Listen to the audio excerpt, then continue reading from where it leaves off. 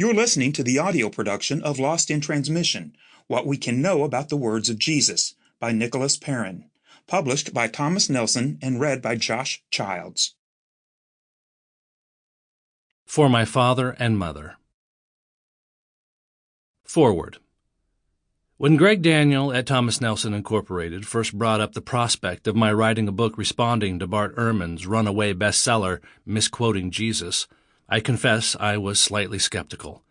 Feeling snowed under by various writing projects and thinking it would be more appropriate to have a text-critical specialist, that is, a New Testament scholar whose primary research interest is in the transmission of New Testament manuscripts, respond to a book about text criticism, I was initially of the mind to decline.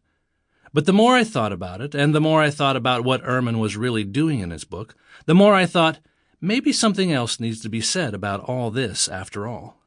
While a handful of books on the market have sought to respond to Bart Ehrman by sparring with the particulars of his thesis on a scholarly yet popular level, this book is less about engaging Ehrman's points directly, although there is some of that here, and more about engaging them indirectly.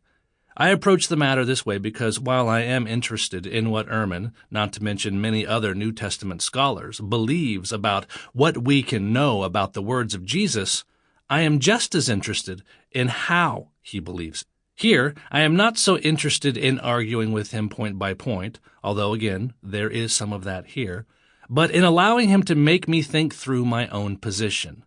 What can we really know about the words of Jesus?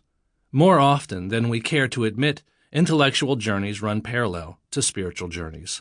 Our dispositions, our sense of what is good and beautiful, and our spiritual journeys cannot be separated from our sifting and interpreting of the historical data. That is why I want to tell my story. If Bart Ehrman, having been confronted with an alleged problem in the Gospel of Mark, decided to put away the evangelicalism of his youth for a purportedly more mature agnostic position, then my story, also involving the Gospel of Mark, runs in the opposite direction.